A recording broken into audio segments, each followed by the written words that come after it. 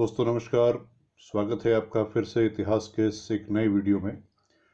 आज सेपरेट रूप से हम बात करेंगे भारत के राष्ट्रीय कैलेंडर की, जिसका नाम है शक संवत।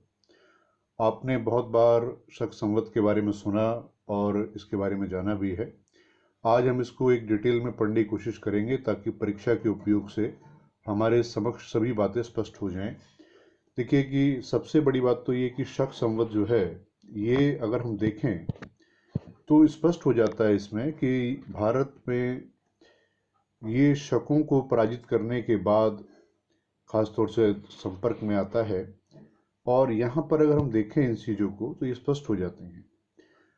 ठीक है, शक संवत पे दृष्टिपात करें तो पहली बात तो ये है कि ये भारत में राष्ट्रीय पंचांग के तौर पर स्वीकृत किया गया है, नेशनल कैलेंडर के तौर पर स्वीकृत किया गया है। ठीक है, ग्रेगरी कैलेंडर के साथ साथ पूरे भारतवर्ष के लिए शक संवत पर आधारित राष्ट्रीय पंचांग, जिसका पहला महीना चैत्र होता है, आमतौर से जो मार्च अप्रैल के उसमें पड़ता है मध्य में, वर्ष मान्यता जिसकी 365 दिन की है, और 22 मार्च 1957 को भारत सरकार ने इसे सरकारी उद्देश्यों के लिए अंगीकृत किया था।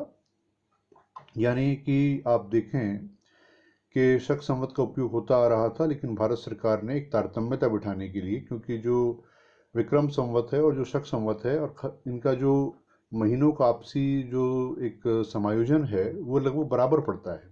ठीक है, तो क्योंकि विक्रम संवत में भी पहला महीना चैत्री होता है और शक संवत में भी पहला महीना चैत्री होता है, तो एक सामंजस्य बिठाने के लिए भारत सरकार ने 22 मार्च 1957 को इस कैलेंडर को राष्ट्रीय कैलेंडर के तौर पे स्वीकृत किया था। ठीक है, जिसका विभिन्न कार्यों में इस्तेमाल होता है और इसका जो दिन है वो 365 दिन का ही होता है। इसमें 365 दिन होते हैं और इसमें भी लीप वर्ष की अवधारणा काम करती है, जो फरवरी मंथ में इसको जोड़ा जाता है। ठीक है, आगे बढ़ते हैं, देखते हैं इसमें कि इसका उपयोग किन किन चीज़ों के लिए किया जाता है। शक संवत को विभिन्न सरकारी उद्देश्यों के लिए उपयोग करते हैं, जैसे भारत का राजपत्र यानी गैजेट ऑफ इंडिया, यानी भारत सरकार जितने का सबसे बड़ा दस्तावेज है ये, उसकी एक एक बात इसमें लिखी जाती है। तो इसी तिथि के इस्तेमाल के जरिए हम इसको देखते हैं, शक संवत के अनुसार ही इसमें उसको दर्ज किया जाता है। आकाशवाणी के समाचारों का प्रसारण, all India radio news broadcasting, ये भी शक संवत के अनुसार ही होता है। भारत सरकार द्वारा जारी किए गए कैलेंडर, यानी जो कैलेंडर भारत सरकार जारी करती है, उनका भी आधार शक संवत ही होता है। ठीक है, साथ ही भारत सरकार द्वारा नागरिकों को संबोधित पत्र, letters address to citizen by the government of India, यानी भारत सरकार जो नागरिकों को संबोधित पत्र लिखती है, उसमें जो तिथि की गणना होगी वो भी किस आधार पर होगी? शक संवत के आधार पर की जाएगी। ठीक है, इस बात को आप ध्यान रखिएगा। अब यहाँ से आगे बढ़ते हैं और देखते हैं कि इसमें होता क्या है। यहाँ पर आप गौर करें कि ये भारत का राष्ट्रीय पंचांग है। सबसे पहले आपसे सवाल बनेगा कि भारत का राष्ट्रीय पंचांग, तो आपको बताना है शक संवत। ठीक है, ये शक संवत जो है, इसको 78 एडी, यानी इसका जो आधार वर्ष है वो 78 एडी है, और इसको सम्राट कनिष्क के द्वारा जारी किया गया था। सम्राट कनिष्क कुषाण वंश के राजा थे, बहुत ही प्रसिद्ध राजा हुए। और आप गौर करें इतिहास में कि जो चीन से मध्य एशिया को जाने वाला जो रेशम मार्ग था, उस पर ये नियंत्रण रखने वालों में से भी थे। ठीक है, ध्यान रखिएगा। साथ ही ये संवत 22 मार्च से आरंभ होता है और इस तिथि को सूर्य की स्थिति विषुवत रेखा के ऊपर होती है, यानी आप देखें कि ये भी एक सूर्य कैलेंडर है। ठीक है, और दिन रात बराबर होते हैं। संवत में 365 दिन होते हैं और एक लीप वर्ष अंग्रेजी के कैलेंडर के साथ होता है, जिसकी इस कैलेंडर की शुरुआत 23 मार्च से होती है। इसको आप ध्यान रखिएगा कि ये सवाल बड़ा इंपॉर्टेंट है कि शक संवत की शुरुआत कब से होती है, तो 23 मार्च से होती है। तब इसके 366 दिन होते हैं।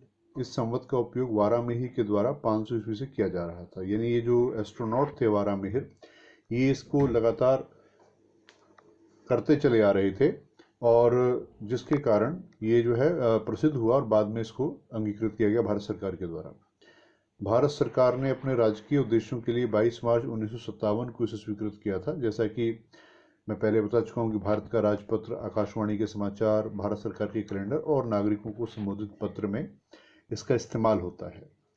राष्ट्रीय पंचांग और अंग्रेजी कैलेंडर यानी जो ग्रेगोरियन है, उनकी तारीखों में भी समानता देखने को मिलती है। चैत्र का पहला दिन सामान्यतः 22 मार्च को और अधिवर्ष में 21 मार्च को पड़ता है। ठीक है, ध्यान रखिएगा इस बात को भी, परीक्षा के दृष्टिकोण से बहुत इंपॉर्टेंट सवाल है ये। तो सेम यहाँ पर इंग्लिश मीडियम वाले बच्चों के लिए मैंने यहाँ पर दिया है ताकि वो इसके स्क्रीनशॉट लेके पढ़ सकते हैं कि किस तरीके से इसमें सवाल बनेंगे आपसे। शक संवत को लेकर सारी जानकारी है। ठीक है, तो इसको रिपीट करने की आवश्यकता नहीं है, पूरा इसमें आप देख सकते हैं, स्क्रीनशॉट ले लीजिएगा इसका। आगे बढ़ते हैं, विशेष क्या है इसमें। राष्ट्रीय पंचांग है। पहली बात तो ग्रेगरी कैलेंडर की तारीखों में समान रूप से समानता देखने को मिलती है, ये भी स्पष्ट है। चैत्र का पहला महीना सामान्यतः 22 मार्च को और अधिवर्ष में 21 मार्च को पड़ता है। ठीक है, the dates of national calendar and the Gregorian calendar are similar. Usually the first day of Chaitra falls on 22nd March and the leap year is on 21st March. ठीक है, तो राष्ट्रीय पंचांग है, इसको आप जानिएगा। ग्रेगरी कैलेंडर से भी समानता इसकी है, ये भी आप समझिएगा। पहला महीना चैत्र है और सामान्यतः 22 मार्च को शुरू होता है और जबकि लीप वर्ष में 21 मार्च को पड़ता है। ठीक है, इसको भी आप ध्यान देंगे।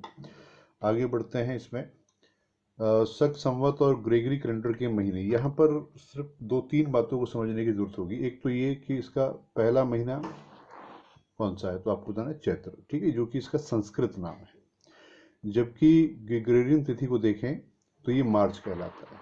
ठीक है, यहाँ पर समझने की बात ये है। दूसरी बात ये है कि जो आपका लीप वर्ष की अवधारणा है वो आमतौर से फरवरी में होती है, तो वो आपसे पूछेगा कि फरवरी में ये कौन सा महीना पड़ता है, तो आपको फागुन पड़ता है। ठीक है, तो ये सब चीज़ें इसमें आप समझना। शक संवत को कुषाण वंश के राजा सम्राट कनिष्क ने जारी किया था 78 में, ये इसका आधार वर्ष, यहाँ से इसकी गणना की जाती है। आगे बढ़ते हैं, अब इसका तिथि क्रम देख लेते हैं कि शक संवत की वर्तमान तिथि क्या है। आप देखें कि उद्गम केंद्र इतिहास का है जहाँ से ये चलता है। तो मैंने आपको बताया था कि ये जो ईसा मसीह का आधार माना गया है, तो यहाँ से एडी शुरू होता है इतने हिस्से में और ये प्लस होता है। ठीक है, और वर्तमान तक आता है, तो वर्तमान तक ये 2021 हो गया है आखिर यहाँ पर आते हैं। ठीक है, अब शक संवत जो है वो इतना गैप है इसमें, यानी 78 ईयर्स का गैप है। यहाँ से अगर ये शुरू होता तो 2021 ही होते, लेकिन ये यहाँ से शुरू है 78 से। ठीक है, तो यानी यहाँ पर 78 घटाना पड़ेगा, हमको माइनस करना पड़ेगा। तो जो 78 माइनस करेंगे 2021 में से तो 1943 आएगा, यानी वर्तमान तिथि इसकी क्या बतानी है आपको, 1943। ये हर वर्ष जैसे मान लीजिए बढ़ेगा, जैसे 22 होगा तो फिर 78 कर देंगे, तो 78 आधार रहेगा, बाकी जितना साल बढ़ता जाएगा उसको आप माइनस कर देंगे। ठीक है, इस कॉन्सेप्ट से आगे बढ़ते हैं। अब कुछ सवाल ले लेते हैं जो उस पर सवाल बन रहे हैं कि शक संवत का आधार वर्ष क्या है, तो आपको बताना है 78 AD। ठीक है, वर्तमान में शक संवत के अनुसार तिथि वर्ष क्या है, तो 1943 है। राष्ट्रीय पंचांग जिसे ग्रेगरी कैलेंडर के सापेक्ष भारत सरकार द्वारा स्वीकार किया गया है, तो आपको बताना है शक संवत। शक संवत को किस तिथि द्वारा भारत सरकार ने अंगीकृत किया था, अडॉप्ट किया था, तो 22 मार्च 1957 को। ये बहुत इंपॉर्टेंट है, ध्यान रखिएगा। सरकारी प्रयोजन में किस संवत का प्रयोग होता है, तो शक संवत का ही होता है। शक संवत को किस शासक के द्वारा जारी किया गया था, सम्राट कनिष्क थे, और सम्राट कनिष्क किस वंश से संबंधित राजा थे, तो कुषाण वंश के राजा थे, ये आपको बताना है। ठीक है, ध्यान रखिएगा इस बात का भी। आगे बढ़ते हैं, तो इसमें ये इंग्लिश में वर्जन इसका दिया गया है। Question based on Shaka Samvat, what is the base year of Shaka Samvat, 78 AD। What is the year at present according to Shaka Samvat, 1943। National calendar which has been accepted by the government of India relative to the Georgian calendar, तो आपको बताना है शक संवत। By which date the Shak Samvat was adopted by the government of India, तो 22 March 1957, which era is used for government purpose, तो आपको बताना है शक संवत। शक संवत was issued by which ruler, Emperor Kanishka. Emperor Kanishka belonged to which dynasty, he belonged to Kushana dynasty। Clear है, तो इस चीज को आप समझिए, इसमें सारी बातें आपके सामने हैं। शक संवत पर आधारित प्रश्नों को आप बड़े आसानी से हल कर सकते हैं, इसको आप समझ के पढ़िएगा और लगातार अपने फोकस को बनाए रखिए। परीक्षाएं आएंगी तो एक कलाकाट प्रतियोगिता हमारे सामने होगी, तो वही बच्चे इसको कर पाएंगे जिन्होंने अभ्यास किया होगा। तो अभ्यास करिए, इसको पढ़िए। अगली वीडियो में फिर आपसे मिलता हूं, तब तक के लिए जय हिंद, नमस्कार।